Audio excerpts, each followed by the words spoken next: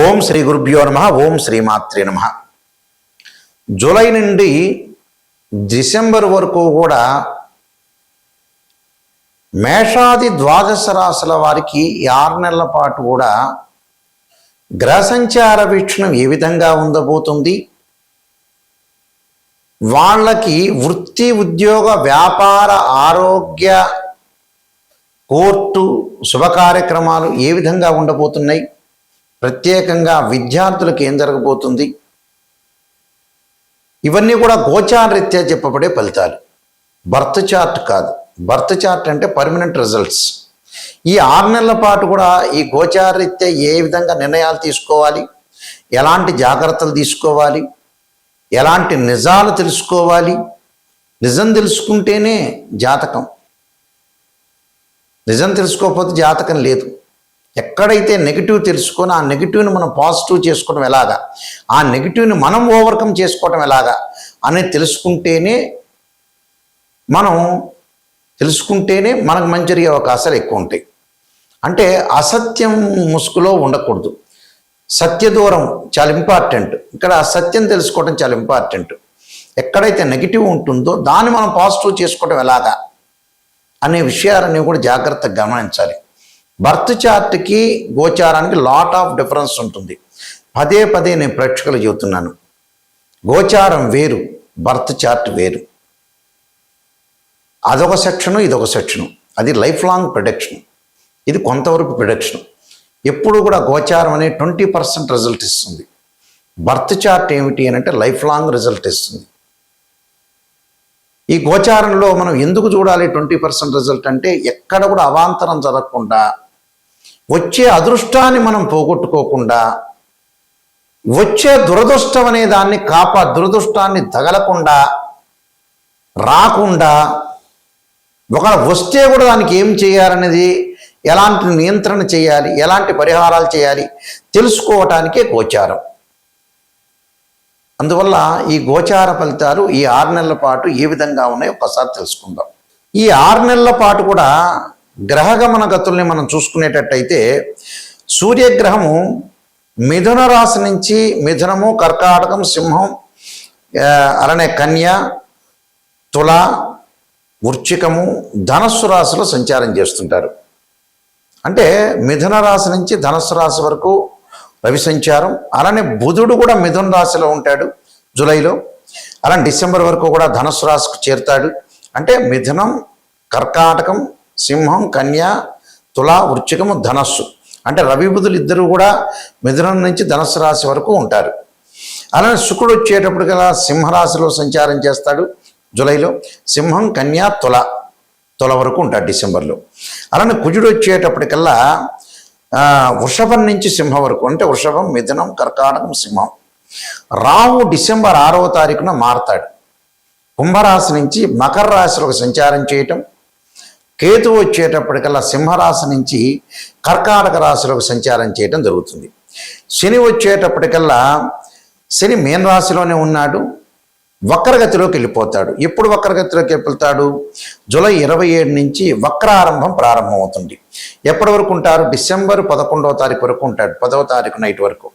11వ తారీఖు నుంచి మళ్ళీ అదే మీనరాశిలో వక్ర త్యాగం అయిపోతుంది. ఎప్పుడైతే నేను చెప్పిన 27లో వక్రస్థితిలోకి వెళ్ళిపోతాడో, డిసెంబర్ వరకు వక్రస్థితిలో ఉంటాడు. 11వ తారీఖు తర్వాత 11వ తారీఖు నుంచి మళ్ళీ వక్రస్థితి అనేది పోయి సాధారణ స్థితికి మీనరాశిలో చేరుకుంటాడు. గురువు వచ్చేటప్పటికల్లా అక్టోబర్ 31 వరకు కర్కాటక రాశిలో ఉండి, అంటే 30వ తారీఖు వరకు కర్కాటక రాశిలో ఉండి 31వ తారీఖు నుంచి అతిచారంతో సింహరాశిలోకి వెళ్ళిపోతాడు. ఎప్పటి వరకు ఉంటారు? డిసెంబర్ 11వ తారీఖు వరకు ఉంటాడు. ఇక్కడ డిసెంబర్ 13వ తారీఖు వరకు ఉండి మళ్ళీ గురువు అదే సింహరాశిలో వక్రారంభం ప్రారంభమవుతుంది. ఇక్కడ వక్రారంభం అనేది ప్రారంభమవుతుంది. కాబట్టి ఇక్కడ ఈ స్థానాల్లో ఈ గ్రహాలు ఉండటం వల్ల ఎలాంటి ఫలితాలు జరగబోతున్నాయో మనం తెలుసుకుందాం 6 నెలల పాటు కూడా. కుంభరాశి వారికి 6 నెలల పాటు ఏ విధంగా ఉండబోతుంది? కుటుంబ కుటుంబ పరంగా వ్యాపార భాగస్వామ్య సంతాన విషయాల్లో కొద్దిగా జాగ్రత్తగా ఉంటే సరిపోతుంది. ముఖ్యంగా వ్యాపార భాగస్వామ్య విషయంలో గొడవలు రాకుండా చూసుకోవాలి. కుంభరాశి వారికి వచ్చేటప్పటికల్లా 6వ స్థానంలో గురువు యొక్క సంచారం. జూన్ 2 నుంచి గురువు మారాడు. అక్టోబర్ 31 వరకు కర్కాటక రాశిలో ఉంటాడు. 31 నుంచి మళ్ళీ సింహరాశిలో అతిచారంతో ముందుకెళ్తాడు. సింహంలో అతిచారంతో ముందుకెళ్ళటం వల్ల అప్పుడు బాగుంటుంది వాళ్ళకి. అక్టోబర్ 31 నుంచి ఒక 45 రోజుల పాటు బాగుంటుంది. మిగతా రోజుల్లో కుంభరాశి వాళ్ళకి గురువు బాగలేదు, గోచారీత్యా. స్పష్టమైన విషయం ఇది. అప్పుడు గురువు ఆరాధన చేయాలంటే ఏంటంటే ఒకటే మార్గం, ఇంద్రాణి స్తోత్ర పాలనం చేయాలి. ఇంద్రుణ్ణి పూజ చేయండి. విద్యార్థులు వచ్చేటప్పటికల్లా దక్షిణామూర్తి స్తోత్రాన్ని పాలన చేయండి. చదువు మీద బాగా కాన్సన్ట్రేషన్ చేయండి. ఆర్థిక పరంగా పొదుపును పాటించండి. ఆర్థిక పరంగా లేనిపోని విషయాలకు డబ్బులు ఖర్చు పెట్టద్దండి. అందువల్ల నిజాన్ని చెబుతున్నా మీకు. నిజం చెబితే జాగ్రత్తగా అనుసరిస్తారనేది నా ఉద్దేశం. నిజం చెప్పాలంటే మనకి ఆ గ్రహం బాగలేదన్నప్పుడు మనం జాగ్రత్త పడాలి అని అర్థం. అయితే ఇక్కడ మిగతా గ్రహాల విషయానికి మనం వస్తే కొంచెం శని రాహు విషయానికి వస్తే కూడా మధ్య రకంగా ఉన్నాయి, కేతువు కూడా. కాబట్టి ఎక్కడ కూడా కఠిన నిర్ణయాలు తీసుకోకుండా, గొడవలు జరగకుండా, బంధుమిత్రులతో కలహాలు జరగకుండా చూసుకోవాలి. అయితే ఇళ్ళు ఆస్తులు కొనుగోలు చేయటం, బంగారు ఆభరణాలు, దుస్తులు కొనుగోలు చేస్తారు. గృహ ఉపకరణ వస్తువులు కొనుగోలు చేసే అవకాశాలు బాగా ఎక్కువ ఉంటాయి. అనుకూలమైన ఫలితాలు జరిగే అవకాశాలు ఎక్కువ ఉంటాయి. కానీ డబ్బును నియంత్రణ చేసుకోండి. నేను చెప్పే విషయం ఏంటంటే క్లారిటీగా డబ్బును నియంత్రణ చేసుకోండి. జాగ్రత్త పడండి. ఆగ్రహ ఆవేశాలకు వెళ్ళొద్దండి. కోపాన్ని పెంచుకోవద్దండి. శుభ కార్యక్రమాలు జరిగే అవకాశాలు ఎక్కువ ఉంటాయి. అలానే సంతానం డెవలప్మెంట్ చెందే అవకాశాలు ఖచ్చితంగా ఉంటాయి. మిత్రుల్ని శత్రువులు అయ్యే అవకాశాలు కూడా జాతకంలో ఉన్నాయి. అంటే మిత్రులు శత్రువులు కాకుండా ఎంతవరకు ఉంచాలో అంతవరకు కొంచెం ముందుకెళ్ళండి. ఎందుకంటే అనవసరమైన ఇబ్బందులు రాకుండా చూసుకోవడం చాలా మంచిది.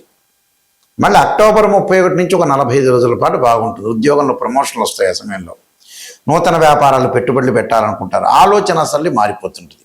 కానీ ఆరోగ్యపరంగా ఇబ్బందులు కలిగే అవకాశాలు ఎక్కువ ఉంటాయి. ఇక్కడ శని వక్రారంభంలోకి వెళ్ళిపోతాడు. జన్మంలో రాహు ఉండటం వల్ల వీళ్ళకి ఇబ్బందులు కలిగే సూచనలు ఎక్కువ ఉంటాయి. అంటే వ్యయంలో వచ్చినా జన్మంలో రాహు ఉన్నా కూడా ఇబ్బందులు కలిగే సూచనలు ఉంటాయి. జన్మంలో అంటే ఏంది, ప్రజెంట్ ఉన్నారు అని అర్థం. తర్వాత డిసెంబర్ 6వ తారీఖు నుంచి వ్యయస్థానంలోకి వెళ్ళిపోతాడు. అంటే కుంభం నుంచి మకరంలోకి వెనక్కి వెళ్ళిపోతాడు. కొద్దిగా జాగ్రత్తగా ఉండటం చాలా ఇంపార్టెంట్. అంటే ఏదైనా సరే ఆలోచన చేయటం జాగ్రత్త ఉండాలి. మళ్ళీ కేతువు బాగుంటాడు. డిసెంబర్ 6 నుంచి 6వ స్థానంలోకి వస్తాడు. తీర్థయాత్రలు, పుణ్యక్షేత్రాలు, పిత్రార్జితం బాగా కలిసి రావటం ఒకటి. పిత్రార్జితంతో పాటు కోర్టు సమస్యల పరిష్కారం కావటం, అన్ని విషయాల్లో ముందంజ ఉండే అవకాశాలు ఎక్కువ ఉంటాయి. ప్రతి దానిలో కూడా విజయం సాధించే అవకాశాలు బాగా ఎక్కువ ఉంటాయి. కాబట్టి ఇలాంటి విషయాల్లో అనుకూలంగా ఉండే అవకాశాలు ఖచ్చితంగా ఉంటాయి. కాబట్టి మీరు కొన్ని రెమెడీస్ అనేవి చాలా ఇంపార్టెంట్. ఆ రెమెడీస్లో గణపతి యొక్క ఆరాధన చేయటం ఒకటి, సూర్య భగవాను ఆరాధన చేయాలి. అలానే సుబ్రహ్మణ్య స్వామి యొక్క అష్టకాన్ని చదువుకోవటం, విష్ణు సహస్రనామ పాలనం చేయాలి. అలానే నీలాంజన సమాభాసం రవిపుత్రే మహాగృజం ఛాయా మార్తాండ సంభూతం తం నమామి శనేశ్వరం అనే మంత్రాన్ని, అలానే కుబేర మంత్రాన్ని, ఓ మిక్షాయ కుబేరాయ వైశ్రణాయ ధనధాన్యాధిపతే ధనం ధాన్యం సమృద్ధిమే దేహిమే దాపైస్వ అనే మంత్రాన్ని చదువుకోవాలి. అమ్మవారి యొక్క ఆరాధన చేయటం వల్ల మంచి అవకాశాలు ఖచ్చితంగా ఉంటాయి. విద్యార్థుల మటు ఖచ్చితంగా సరస్వతీదేవి యొక్క ఆరాధన చేయండి, మీకు మంచి అవకాశం ఖచ్చితంగా ఉంటుంది. ప్రధానంగా ఇవన్నీ కూడా గోచారరీత్యా చెప్పబడే ఫలితాలు అంటారు. అంటే గ్రహాల యొక్క మార్పును మనం చూసుకునేటట్టయితే మేజర్ గ్రహాలైన గురువు, శని, రాహు, కేతులు, నేను ఇందాక చెప్పినట్టుగా రవి, బుధ గ్రహాలు ఒక రాశి నుంచి మరో రాశికి మారటం, కుజుడు మారటం, శుక్రుడు మారటం, ఈ మార్పుల వల్ల, గురువు శని మార్పుల వల్ల ఇలాంటి ఫలితాలు జరిగే అవకాశం ఉంటుంది. ఇవన్నీ కూడా గోచారరీత్యా చెప్పబడే ఫలితాలు. బర్త్ చార్ట్కి గోచారానికి లాట్ ఆఫ్ డిఫరెన్స్ ఉంది.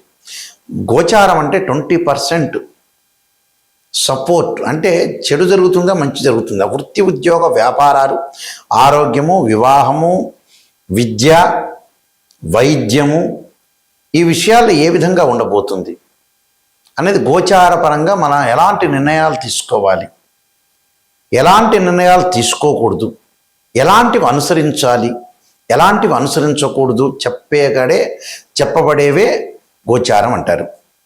అంటే మనం నడిచే నడకలో ఎలాంటి మార్పులు వస్తాయి, ఎలాంటి నిర్ణయాలు తీసుకోవాలి, ఇది ఈ 6 నెలల పాటు ఎలాంటి పొరపాట్లు చేయకూడదు.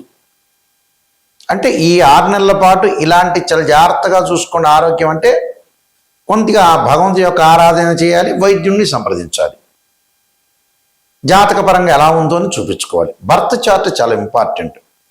ఇది 20%, బర్త్ చార్ట్ 80%.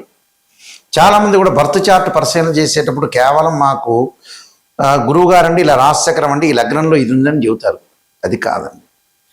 రాశిచక్రంలోనే మకర రాశిలో గురువు 5 డిగ్రీలో ఉంటే నీచ, తర్వాత పరమనీచ.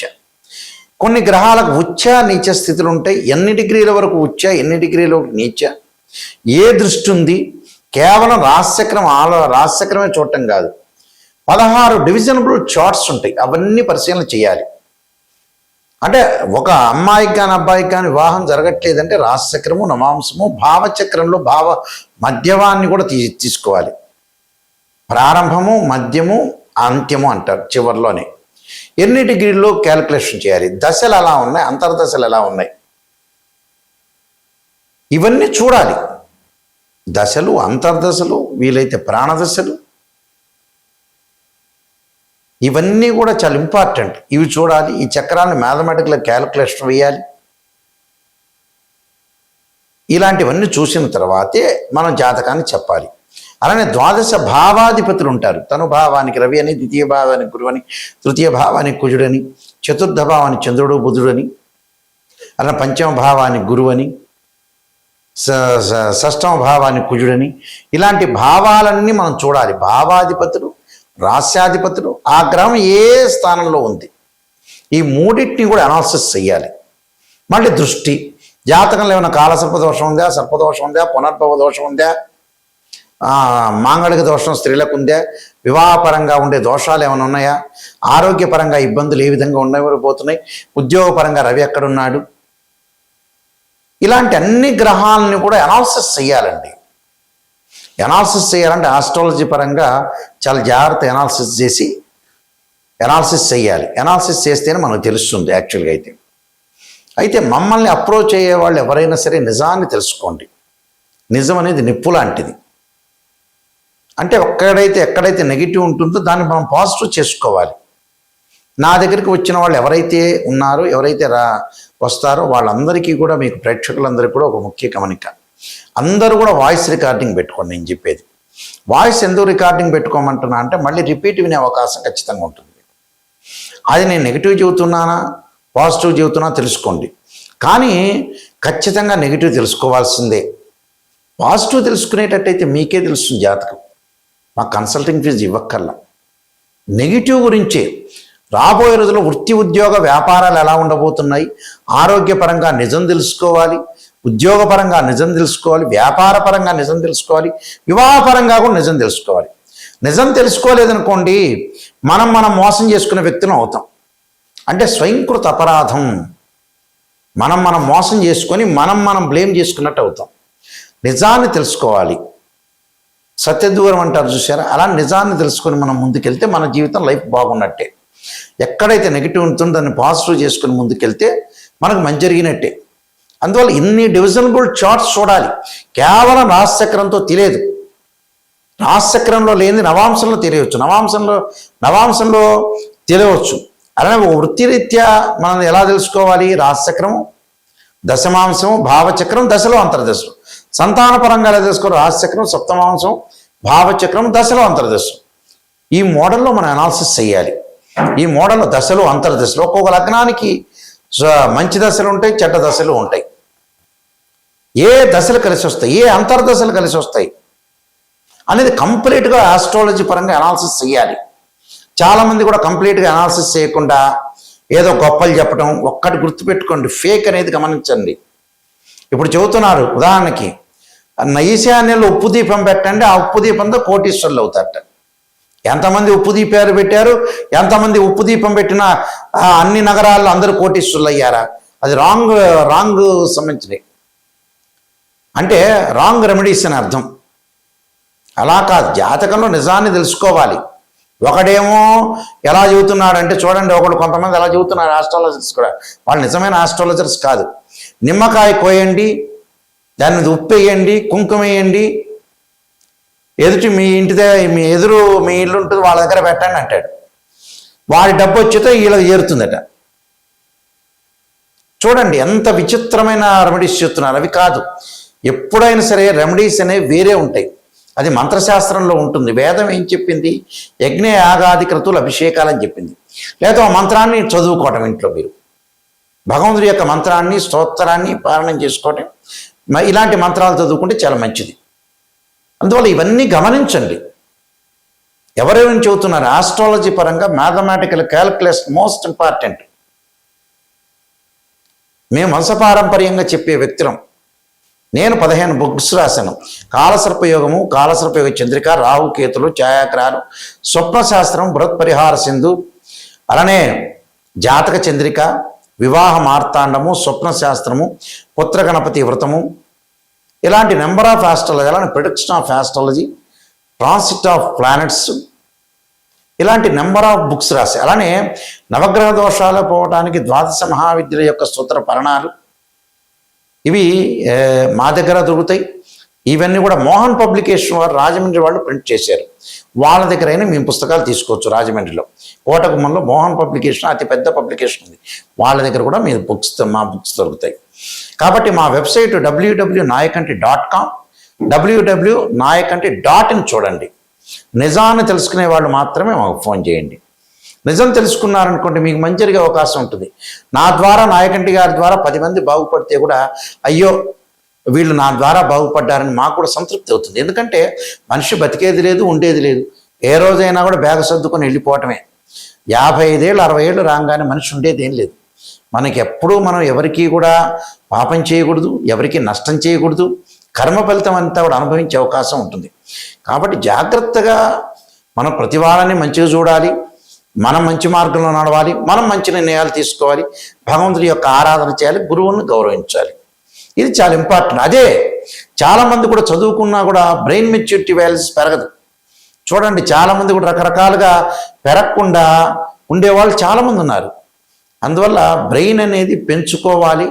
ఎక్కడ మిస్టేక్ చేస్తున్నా స్త్రీయ లోపం పెరుగుట పెద్ద విద్య, లోపం ఎరిగిన వాడే పూర్ణుడవుతాడు. అలాంటి విషయాలు చాలా జాగ్రత్తగా చూసుకోండి. నేను ముందుగానే మీకు పరిహారాలని చెప్పి ఆ పరిహారాలు మీరు పాటించండి.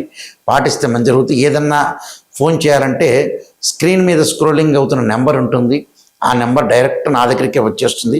నేనే మీతోటి క్లియర్గా మాట్లాడతా. నేను జాతకం చెప్పేటప్పుడు కూడా వాయిస్ రికార్డింగ్ అనేది పెట్టుకోండి. మళ్ళీ వాయిస్ రికార్డింగ్ అనేది పెట్టుకుంటే ఏంటంటే మీరు రిపీట్గా వినే అవకాశం ఉంటుంది. నిజాన్ని తెలుసుకునే వాళ్ళు మాత్రమే నాకు ఫోన్ చేయండి.